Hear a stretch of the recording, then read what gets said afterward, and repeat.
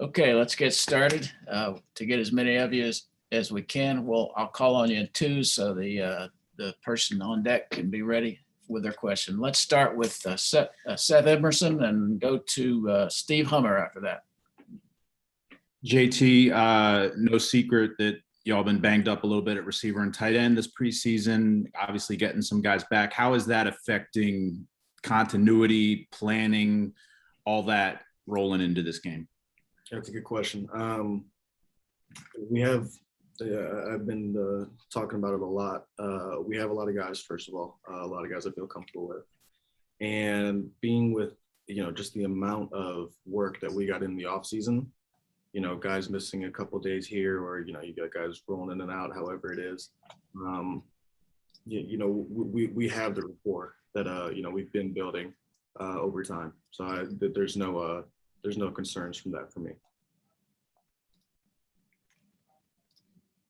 Yeah, JT, DJ at the ACC Media Days talked a little bit about the culture shock of coming from California to Southern football.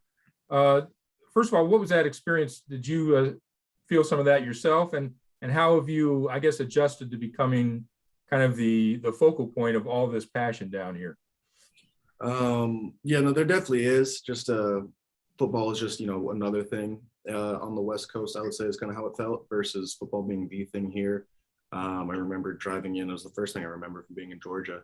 When my family and I drove from Atlanta airport to Athens, just seeing the Georgia flag flying, the Georgia Bulldog flag flying everywhere, and just really getting to experience what it's like, having football be such a main focal point and such a communal aspect. But for me, I've loved it since I've got here, and I still do. I've been vocal about how much I just really love being here, and the way that it functions. For me, it really wasn't much of an adjustment. That's how I've been my whole life. Okay, let's go to Mike Griffith, followed by Mark Schleybaugh. JT, two questions for you. One, just how big of a factor is a guy like John Fitzpatrick in the offense? And then two, just kind of your mental clock as far as the pass rush coming in, now adjusting to the ACC to now, or excuse me, the SEC to now.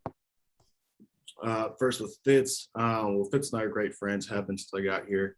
And having a guy that's, where he's going to be, he knows all his assignments, he'll fix, something that you don't think about, but not everything comes in right from the sideline. Sometimes, there's a lot of variables in running an offense.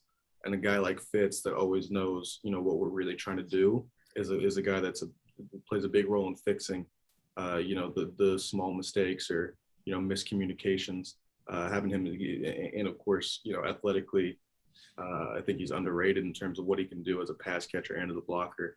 I'm excited to see what Fitz will do this year. And then in terms of the mental clock, of course, there's an elite pass rush in the SEC, and with a team like Clemson, they're no different.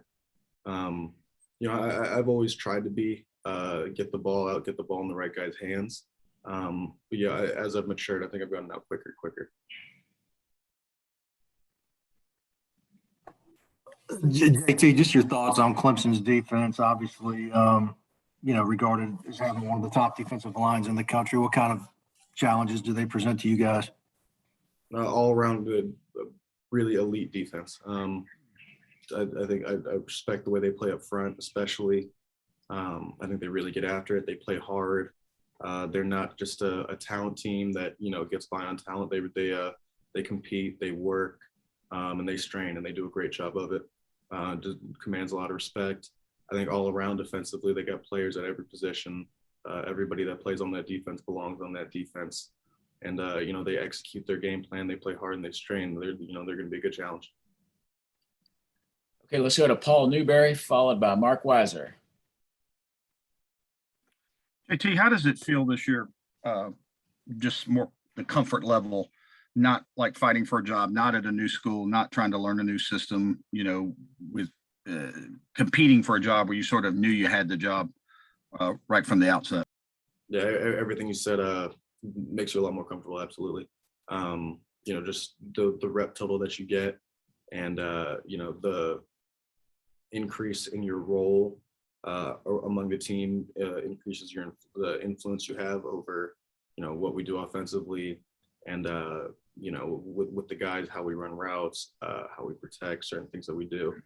So for me, it's a pretty big difference in terms of how I feel coming into week one, and I think how the offense is going to feel and look coming into week one.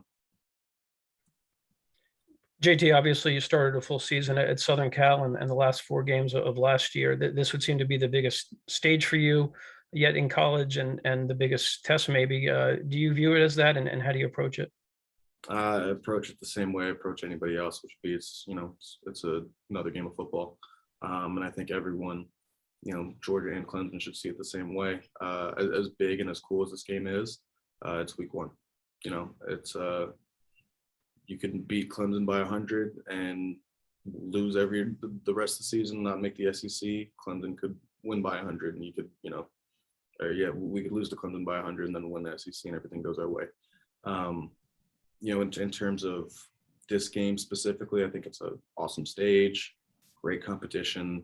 It's a great way to see where we're at, see what we need to improve on. I'm sure Clemson will see it the same way. And, we go from there, play our game, and then as soon as that game's over, we're focused on UAB. Okay, let's go to Mark Bradley, followed by David Pascal. JT, do you expect either team to win by 100?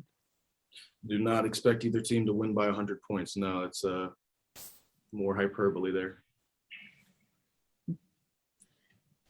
JT, kind of building off the big stage, what's the most nervous you've ever been going into a game? And if that's Pee Wee League or Matter Day or whatever the case may be, and you sound pretty grounded, how do you combat nerves when you're talking about a top 5 showdown that people have been talking about for months?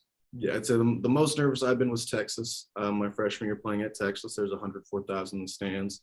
And that was my first time really experiencing crowd noise. You got to scream to tell your running back that's a foot away from you, what to do. It was unbelievable. But even then, after about the first drive or the first couple plays, you really start to calm down naturally. I think my best way of dealing with nerves is just understanding what nerves are. And it's just your body's response to, knowing that you're doing something that means something to you and something that matters. And just to breathe through it and, be excited for the moment. The way that you approach it with your perspective makes a big difference compared to if the nerves are going to, bring you down or help build you up. Okay, let's go to Brandon Sudds, followed by Chip Towers. Hey, JT, I mean, we obviously haven't had the chance to speak to you since media day, but I saw the video you did with SEC Network about kind of your mental health and the stuff that you've overcome over the last couple of years. Now that you're in your first full season of football since 2018, I wanted to give you an opportunity to kind of expand on that more and kind of dive into how you've overcome some of those struggles with mental health through the injury and things like that. Yeah, great question. A lot of it has a lot of the help has really come from being in a situation that I'm surrounded by great teammates. I have a great coaching. I have great support. And I'm in an area that I really do love. And for the most part, the biggest thing for me has just been getting back to work and getting in the groove of things. And the more I've done that, the more I've gotten into it. Just very positive correlation with how I've been mentally and all around. Yeah, JT, you've probably been mostly in the news the last month or so just for NIL deals and everything else. Obviously, a lot of recognition has come your way as well as monetary rewards and that kind of stuff. Is there any kind of, this is new to everybody, so is there any kind of additional pressure you feel like that comes with that, with the all the rewards? Good question. And no, absolutely not. I've been consistent with it since I've been asked about it. If a deal makes sense and it's not a time factor, and it's not going to take my attention away from anything that matters, we do it. And that's how I've been. That's how I'm going to continue to do it.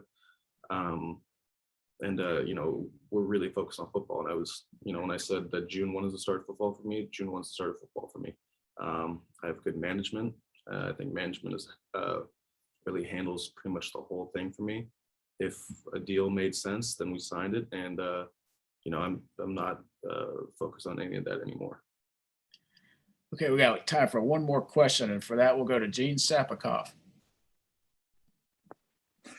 JT, what has Darian Kendrick brought to your team, and have you or will you get sort of any inside scouting report from him on Clemson? Really good question. I love DK. Since he's been here, me and him talk a lot of trash to each other in practice. We have a really good relationship. I really like him, and he's a really good ball player. And then yeah, I'll ask him whatever I can, whatever I see, based on technique and, you know, certain things that Clemson does. But you know, really with DK, it's just awesome to have a really good competitor, really good ball player. All right, JT, thanks for your time. I appreciate it. Thank you.